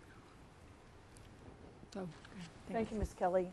As Ms. Kelly mentioned, we meet with the Finance Subcommittee every Monday morning. We had a very successful meeting last Wednesday night, and as a leadership team, we've met with our principals, and we've met with our Unit B department heads, vice principals, so that I think it's important for the public to understand when we're developing this budget and we're putting this kind of information in front of you and in front of the subcommittee, that it's really all of the administrators within the system come together and we prioritize, we use the whiteboards, we have non-negotiables.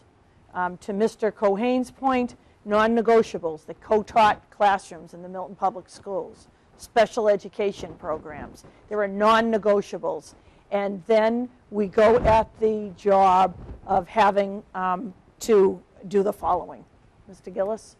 So we have a draft here. Ms. Kelly mentioned at the beginning, before our presentation, again, this is a draft. This is proposed, and that's why we had the open budget meeting before this meeting. That's why Ms. Kelly said when the public sees this, if they have any input, if they have any ideas, they can email us or call us. So I want to bring your attention first. FY12 draft level service budget. This $35 million, we looked at the Milton Public School budget and with the negotiated raises, moving the system ahead. Now we had a lot of discussion about this number because in this number are the stimulus positions. In that number are the stimulus positions, and remember, we had SPED stimulus funds, and jobs bills. We bought some materials, but we pulled that money out where a lot of districts spent the money in 1 year. We used it over the last 2 years to fund needed positions, several of them in the area of special education. And so, working with the Finance Subcommittee, the decision was made. That's the $35 million number contains, which I'll detail now, the stimulus positions. Now, this should really say FY12. FY12. This is the number. This would be the number if we move the system ahead with the same number of dollars. So the charge from the Warrant Committee has been, tell us what the system would look like if we gave you the same number of dollars. The Warrant Committee, of all of the groups that we meet with, they understand that FY12 is the cliff year. We've pulled out this stimulus money. It backfilled the circuit breaker money. It's kept us going. It's kept the school systems in Massachusetts and across the country going, this stimulus money. But the Warrant Committee gave us the charge. If we give you the same number of dollars, tell us what you would have to cut. Tell us what the Milton Public Schools would look like. We've gone through this before. So the difference is $1.7 million. So that's the difference. Now, how did we get to that 1.7? We're delineating this for you. All right? I saw Mr. Huban's face. In that 1.7 are the stimulus positions. What we did, John Phelan, Matt Gillis, and I, we went through and we took every position that we've bought or hired with the stimulus funds. We did the backdrop so that, hypothetically, let me tell you, with the reading teacher that we bought over the summer with the funds, the jobs bill, that reading teacher, obviously, if we didn't have the money, that reading teacher would go back to the classroom. So we actually did the bumping. We've bought with stimulus funds over the last 2 years. No, we've pulled out the stimulus money. 17.1 FTEs have been funded with SPED stimulus, and jobs money in the Milton Public Schools. This is huge. We've funded 17.1 positions at $848,000. Mr. Pavlicek. We should mention that 17.1 FTE positions are not all teachers. These Excellent. are, some of these are aides and a variety of other things, so it's not 17.1 teachers. I mean, we have special ed age, we have different... Administrators, to Mr. Pavlicek's point, administrators, teachers, aides. Absolutely. 17.1 FTEs have been bought with stimulus funds. And then the balance, again, in that 1.7 are the negotiated salary raises and any non-salary increases. You've been hearing the different parts of the budget. Again, that brings us back to the 1.7. So we're 1.7 above level funding, and that's what we had to reduce.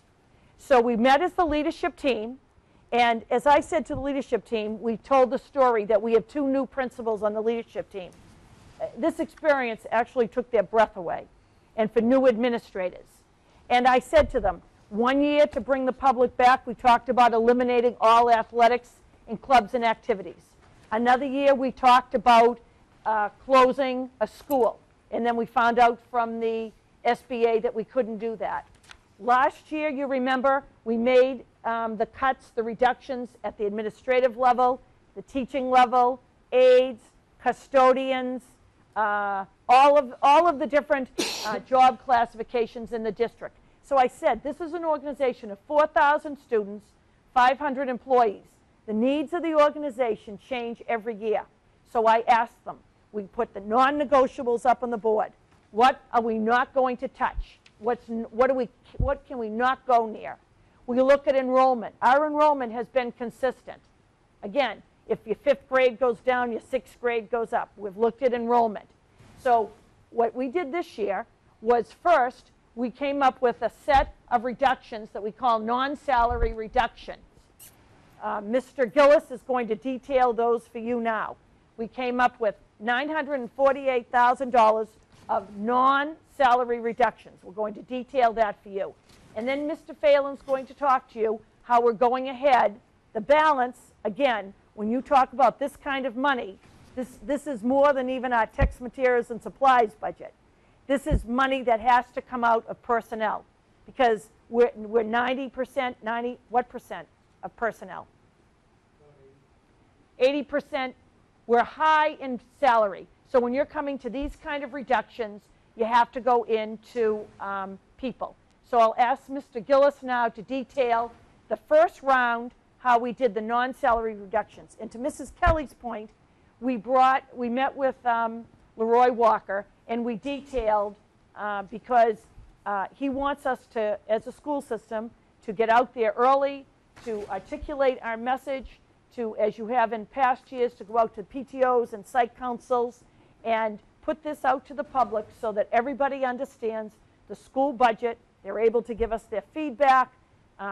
Again, we heard groups tonight lobbying for the arts, lobbying for what we had last year, part-time aides and oversized classes at the elementary. So Mr. Gillis, do you want to detail this page? Then we'll go on to Mr. Phelan, come back to wind it up and ask for the questions from the school committee. So this list came from... Oh, excuse me.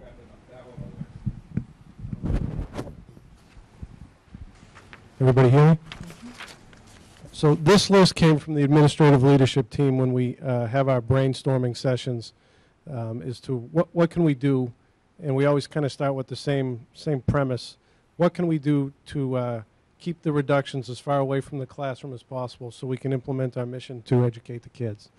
And one of the first things that we came up with is actually the solar panel project. It's a procurement project, and it could save us about $150,000 on our electricity costs.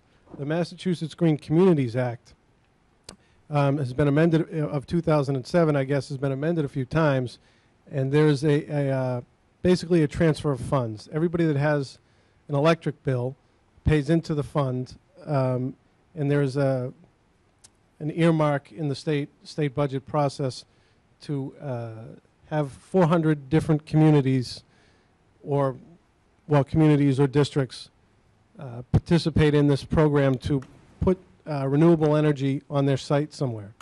And for us, that could be putting solar panels on the roof. And it's been done in Greenfield and Pittsfield, and the city of Methuen just opened their RFPs yesterday. I don't know the results. And I guess the Cape's got a collaborative going of 22 to 24 towns that are going to be looking into this as well.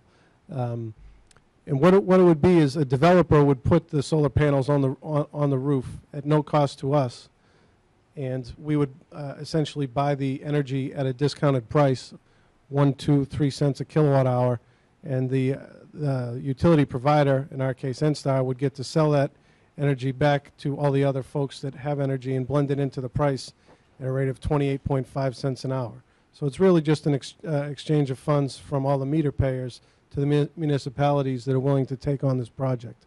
We believe we can make it happen. We've started some discussions with town council on the procurement issues. It's a bit of a unique project where it's a lease agreement, which we don't really lease out the roof space for anything else, and a power purchase agreement. And similar to the solar panels that are currently on the Collycott Cunningham. Exactly. Thank you, Superintendent Gormley. There would be no penetrations to the roof, so no impact to the roof warranty.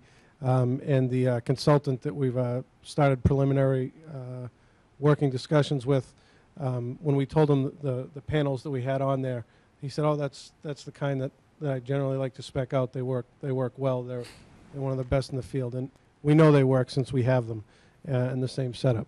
Next would be special ed circuit breaker FY12 revenue. We're budgeting $600,000. I'm sorry, Mary. I'm sorry, can we just interrupt there? Because the solar panel project, just at the top of the document, this is a draft, right? So Oh, yeah. many of these things are sort of on their own separate track, the solar panel project being one of them. It does require action by this committee.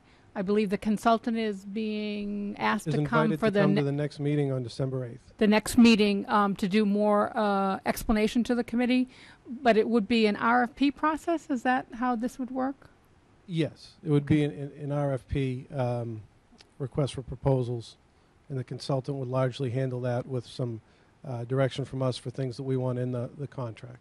But there is some timing constraints in terms of getting this underway if the committee decides that that's how we want to go by a certain time so that we can get the full benefit of the economics of the project.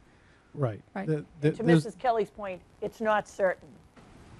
But this is, i.e., the proposed list that doesn't touch any teachers in the classroom, and $150,000 translates to us to 3 teachers. Right. None of these things are absolutely sure things in and of themselves. There's some work involved administratively and sometimes collaboratively with everybody else. You know, to simplify it, these are all the kernels that we have. We hope they all pop. We're going to try to make them all pop, but there's a chance some of them won't. But the safety net we have is the special ed circuit breaker. It's a state formula change. When we got the stimulus money a couple of years ago, when that federal package passed, the state circuit breaker reimbursement program went from a reimbursement rate of about 70% to 38%, and recently climbed to 40%. We got that money back in special ed IDA grant, and it seemed to be an interesting coincidence that the amount of the circuit breaker cut in the total state budget seemed to match the special ed IDA stimulus funds. So with that stimulus money going away, I anticipate that the special ed circuit breaker program, there'll be some increase in the revenue, since it will affect every single school system that has a special education program. That loss of funds, that for the most part, you can't just choose to reduce special ed. You have to make reductions elsewhere.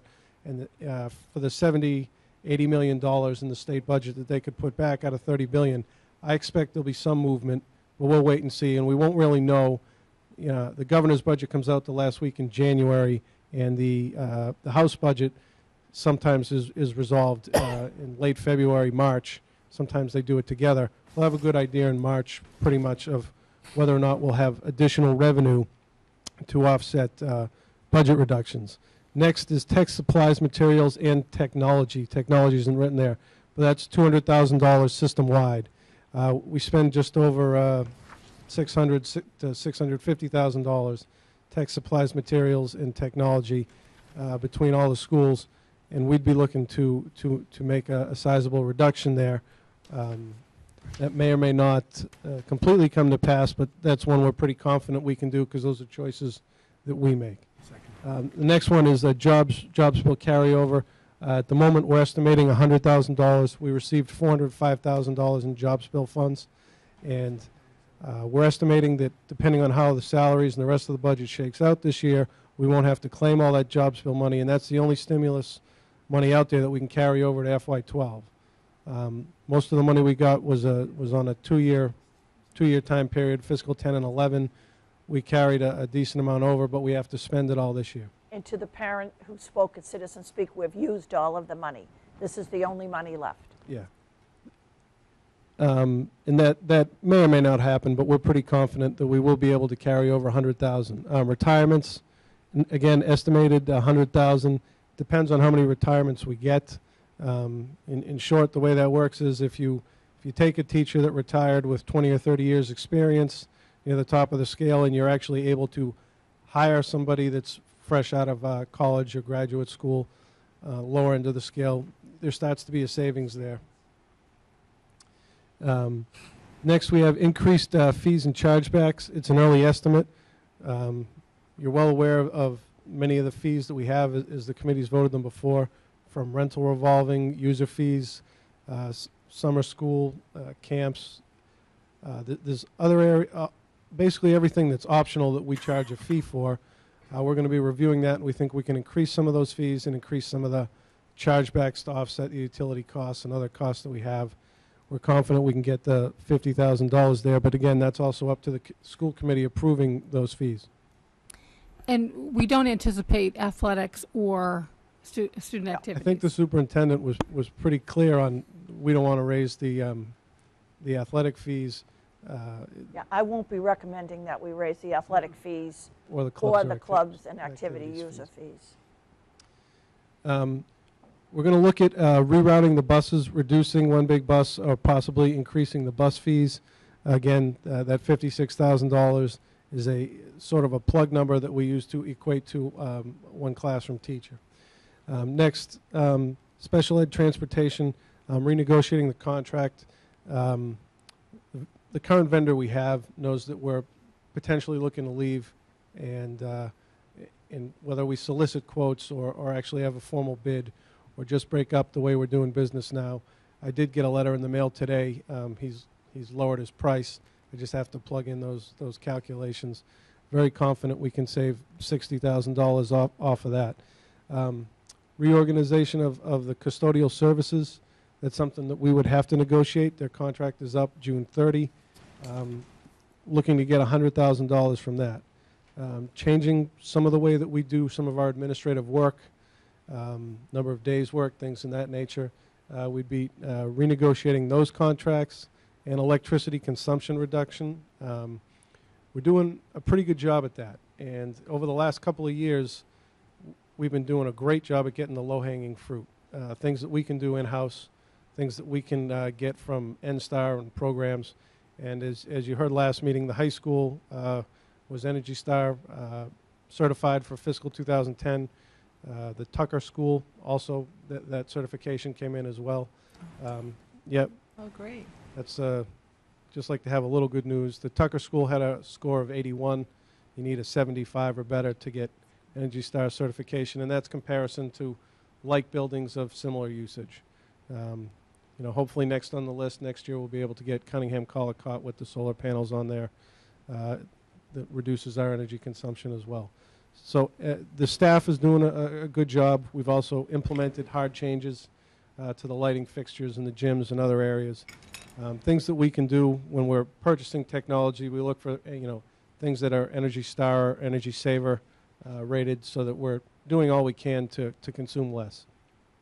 We think we can make another reduction based on our consumption there in electricity, and that totals the $948,000. Did you talk about the lunch program? I don't know whether we missed that. I apologize. Okay. Increased chargeback to the lunch program. Our lunch program is remarkably successful nutritionally as well as financially, and the kids vote with their feet. If they don't like the food, they wouldn't eat it. Participation continues to go up, and we've been able to turn a solid surplus without and increase the quality of the food because of the participation and the quality of the work that's done there. And we're very confident we can make that charge back, charge them more for the utilities in their space, so that we can save another teacher position. In short, we're going to all the cows and seeing what we can get for all the milk before we have to go into the staff. And we're being aggressive, but we're optimistic we can get most of this. So we call that the non-salary reduction subtotal. Now Mr. Phelan will outline how we're going to go ahead in making the staff proposals. Thank you. Sure, thank you. Oh, sorry. Just before we leave this, as Mr. Gillis said, these are drafts. We're hoping that all of them come to fruition. Some of these are not sustainable for years out. Some of these are things that we can only take advantage of this year, And it's an amazing dollar amount, quite frankly. $950,000 is huge. But the likelihood of those types of things being there for the following year, if, you know, our economic situation is the same, is very unlikely. So I just want to make sure that everybody, this is lessening the cliff a little bit, but, you know, these things will not be there for the following year. For the most part. And to the point, the administrative reorganization, that could be again, looking at reorganizing positions, combining positions, and we're going to have to brainstorm that and sit down with the union. And in the custodian reorganization, we're sitting down to renegotiate their 3-year contract. So we'll now turn to Mr. Phelan to talk about how we're going to proceed with the personnel. Sure. Good evening. I think it's really important to say out loud that under Superintendent Gormley's leadership, the stimulus money was stretched out over 2 years because we did anticipate the funding cliff coming to the school district, and it happened to a lot of school districts last year. And we were able to stretch out this money over 2 years for the benefit of the school system and the community.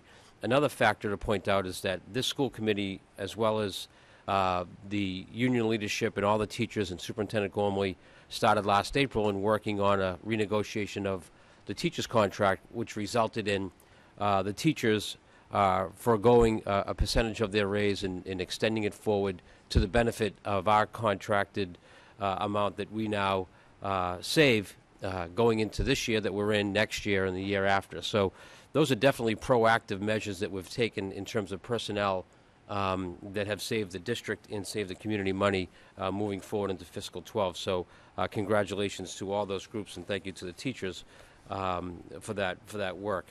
The sessions that we have had, totaling 3 or 4, with the coordinators, the principals, and the assistant principals, and the directors, and Superintendent Gormley, myself, and Matt Gillis, have yielded some initial talks around what types of personnel cuts may need to happen given this $1.7 million reduction.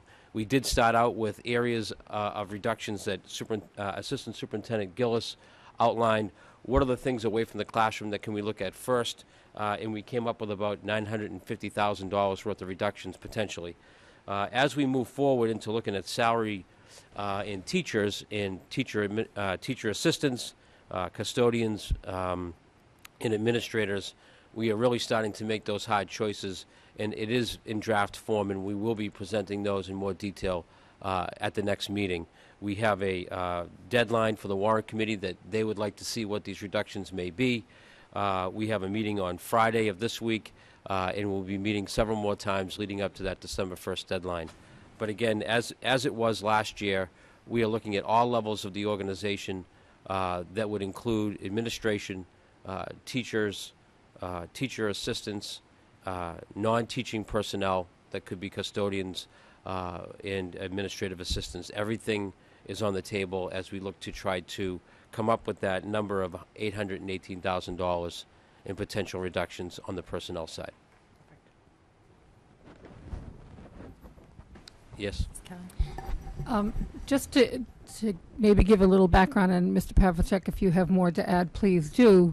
The warrant committee this year, as they're looking at the pool of resources available to divide up for the town of Milton, it has at their possible disposal the approximate $800,000 that was put into the stabilization fund at last year's town meeting.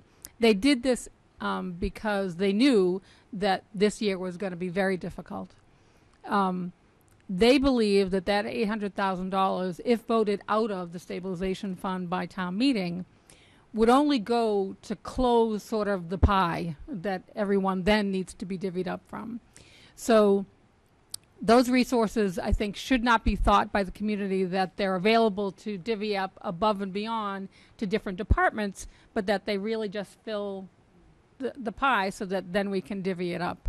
They're thinking that the state aid, Mr. Pavlicek, if you have any information on that, that would be helpful, I think, for the community. They're taking the conservative approach at this point, which is the only reasonable thing you can do, is that state aid is likely to go down to cities and towns is likely to go down by as much as 10%, because of the state having a $2 billion gap in its budget, because it filled various parts of its own budget with stimulus funds the last 2 years, which are themselves going away. So that being the case, it's the Mass Taxpayers Foundation and others have recommended looking at a 10% cut at this point as being the sort of the conservative scenario. So given a 10% cut in local aid to the town of Milton, which is about $900,000, and pulling the $800,000 out of the stabilization fund, which is not a slam dunk either, because it's going to require a 2/3 vote of town meeting, so town meeting members are going to have to be convinced that this is the right thing to do, is likely to get us in the position that we basically get pretty much the same level dollar that we got last year. So it's really, we're using the stabilization money that was put aside last year to help the town meet the projected shortfall this year. Now, you know, the last 3 months of state revenues have been up a bit, you know, so it's way too early to say whether anything is going to be coming of that. I mean, the most rosy projections that I've heard have said, oh no, local aid's only going to be cut 5% from last year, which, you know, only a 5% cut is, you know, it's not your usual rosy picture, but you know, so we're somewhere in that ballpark. I mean, I suppose if the 5% cut were to come to fruition some point in April, maybe March or April, that would probably become apparent. Maybe we're looking at this being able to give, you know, $400,000 or $500,000 to the town to divvy up above level funding, but it's, you know, we're certainly in that ballpark where there's not much of anything to spread around above what we're getting this year. So that's they are taking a very conservative approach, and in November you absolutely have to. I mean, they don't have much choice. So it's a fairly bleak scenario, but it's not unpredicted. The last 2 years of stimulus funds have propped up, as I said, the state as well as the towns, and so everybody's looking at some version of their own cliff this year coming up. Thank you. So, are there any questions of the committee, or should we move to taking a vote? Okay, so I would move that the committee, Go backwards. backwards? No, there we go. backwards. No, that's it, I think. Okay. That the committee vote a level service budget totaling $35,158,521 to forward to the warrant committee as their request for the FY12 budget. Second. Is there any discussion? And just to be clear, this is basically taking what we do now with all the personnel that are involved in the programming that as a result of that, and rolling it forward, giving whatever contractual obligations we have, as well as factoring in, you know, our energy prices, et cetera, and special education projections as well. So that's what that total amounts to. There are, you know, in years past, we have taken into consideration the possible increased enrollment and added, you know, 1 or 2 teachers in our total requests. Additionally, with regards to AYP issues, we've requested, I think, 2 teachers in past budgets to, you know, to continue to address some of those issues. That's not part of this $35 million proposal. It truly is taking what we do today and rolling it forward. And along those lines, I mean, this is our obligation as a school committee to advocate for what we believe the system needs to run forward, the current financial situation notwithstanding. I mean, this is what we need to do, what we do right now. And so I think it's a reasonable number to vote, given I would recommend that budget. So Ms. Gormley just recommended that budget number. Any further discussion? All in favor? It's unanimous. Thank you. And then secondarily, I would move that we approve for the FY12 level dollar budget, the same amount that we have right now for the FY11 budget, which is $33,392,036. Again, this is at the request of the warrant committee, so that they have all departments submitting level dollar budgets and start understanding as they deliberate the impact of those level dollar budgets. Second. Any discussion on that? Ms. Gormley recommends that we support this. All in favor? It's unanimous. Thank you very much. Thank you very much. Just in terms of the budget, we, as Ms. Gormley had mentioned, meet on Mondays and additional meetings if necessary. We have a few more backup details to get of non-salary items, as well as we have NESDEC projections for enrollment that will be part of our backup materials. Hopefully that will all come together as we're getting ready to put materials together to send off to the warrant committee. The one other thing that I just wanted to mention is that we will be talking about the solar proposal that will be part of our next meeting, but also just going back to the art discussion. I know when the leadership is talking about how many ever cuts we think we're going to have to put together to get to the number, whatever the remaining number is right now, I think it behooves us as a group to understand, is there any way, given the present distribution of time, to see whether we can try and do some adjustments in terms of the art offerings at the elementary. I'm not sure how that would work out, but I think it really needs to be part of this process. Even if at the end of the day we say we can't do anything, at least we've gone through the due diligence of examining it and putting it on the table. And to Mrs. Kelly's point, when I described the meetings we have and we put non-negotiables on the board, we also make a list, and while we're analyzing every part of the district, we look at perhaps you want to change an elective next year. You want to put a new course in. Well, with these kind of numbers, you're not going to add. So what kind of switches could you make? So that's what we're looking for in the area of art. We're looking at the elementary program, and again, it's one of the areas that we want to look to be able to fund. And I think it's also important when we talk about the stimulus positions that we used, the stimulus money to fund, at the next meeting, we can go over what those positions are. I think it's important for the public to understand, again, that stimulus fund kept us going for the last 2 years. To Mr. Cohane's point, 2 of the positions fund a co-taught classroom. We had to create that co-taught classroom. The educational plans of those children required that we have 2 strands of a particular grade in the district. We had to meet the needs of those children, and we had to create the co-taught. Again, the stimulus funds enabled us to create that classroom. We wouldn't have had the funds. So if we ever had to make the cuts that not having these funds required, those 2 positions would stay and 2 other positions would have to leave. So that's what kind of work we're doing. We're going over every single position in the district. And we're looking, again, these are going to be difficult cuts to make. But, I looked at you when we moved the whole system ahead, we could have just taken out the X number of positions. But, again, those wouldn't have been the positions that we funded. The organization changes every year. And so we want to close this financial piece with Mr. Gillis created a piece that really brings back and puts into context this discussion. So, Mr. Gillis, would you detail this for us?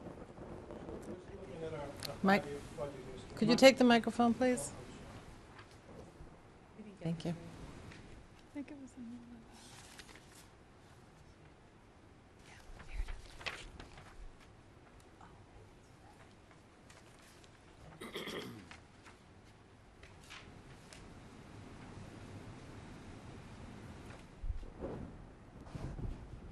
Is that working? Yep. Okay. Just looking at our 5-year budget history going back from FY08, the school committee has us roll things up into 7 categories. And we have a total general fund budget in FY08 of $32,033,000. And then It actually went down in FY09, 351,000, or down 1.1%. FY10, the override year, I think most people in town will remember that, unless you're really new to Milton. But we had an override, and that increased the budget almost 1.3 million, or 4.1%. Last year, we had a budget that got voted $33,392,000 to $416,000, which was given to us over and above level funding by the warrant committee to save the 7.1 teachers that were part of the 24 FTE reduction that we had. And so if we had a level service budget, it would be a 5.3% increase, 1.76 million that we already went over. If we had a level funded budget, it would be a 0% increase. And just for a theoretical practice, if we had a 2.5% increase each year annually, well, that didn't copy over correctly. It would be a $942,000 increase, 1.35 million, 3.25, or if we got level funded, we'd be back to 1.3 million. It would be more steady along the lines with what we would actually be asking for right at this point in time. But the revenue picture from the state and from the town hasn't been what the expenditure picture more along the lines had been. So in short, it's largely a modest increase somewhere between level funding and level service, especially if we called out the stimulus funds. It would be a 2.75% increase. Would you point where that if without the stimulus funds, it wouldn't be 5.3, it would be? It would be 2.75. That 176, if we went back a couple of slides, would be about $917,000. Thank you. Great. And to Mrs., again, we've had discussions at Finance Subcommittee. You know that how unrealistic the 2.5 is. Well, right. 2.5 is the number that everyone talks about as what should be the increase for budgets, because we talk about 2.5 as part of our increase in real estate revenues. However, the 2.5 is 2.5 of a subset of revenues for the town. So you can't just take the town's budget, which is what, 80 million, let's say, and multiply by 2.5 and say that's the additional resources that the town of Milton has to spend on the following year. It's more like 2.5 of $40 million, somewhere around there, which amounts to, I think I had done the calculation, $1.2 million for the entire town. Now, you add to that any new growth, but as many of us know, there isn't a lot of new growth in Milton. And so really where we look to for our resources is state aid. And when we're in declining state aid, as we have been, it becomes a very difficult financial picture. But with regard to our particular budget, I don't think it's realistic to multiply by 2.5, because those types of resources will never, unless we're in an override year, be available just to the school budget. So I guess I try to make that point when we talk about 2.5. But business administrators always want to do that. Thank you so much to Mr. Gillis, Mr. Phelan, and Ms. Gormley, Superintendent Gormley, for that presentation. This is so early in the year to have to go into that level of detail, and I know you're doing much more work than what you've shown us tonight, and I just want to say thank you for the time and your talents of you and your leadership team that's been working so diligently on this. And Thank to you. the Finance Subcommittee for meeting with us and giving us guidance. Continued support. We, Mrs. Kelly, Mr. Pavlicek had the MOA from the Consolidated Facilities, so I do have just a little update for you. There is nothing in here about the actual hiring of the new Consolidated Facilities Director, but it does say the employer, subject to the provisions of Article X, or Article 10, listen to me, it's late, of this agreement. The Board of Selectmen will be the employer of all employees of the Department of Public Facilities. So at that point, they would then be voting them in. Is that helpful? But we will look to see if we can get some further clarification if another vote is needed. Does anyone wish to speak to any old, citizens speak topics previously addressed to us? Does anyone have any next meeting agenda items? I know we spoke about the solar panel presentation. I do want to say that our last school committee meeting had no video rebroadcasting. We're doing our best to get the minutes of that meeting up available for our next school committee meeting so that we can vote them, and they will be put immediately on the web. But I just want to apologize. There were some broadcasting issues, and cable works so diligently for us. They're an awesome group of people that work so diligently to get our information out and shared with the community. So I want to say thank you, Mike, for all you do for that. And just in closing, Mr. Huban, I know you have passed the torch to Mr. Cohane for the consolidated facilities, but I would like to, on behalf of the school committee, offer you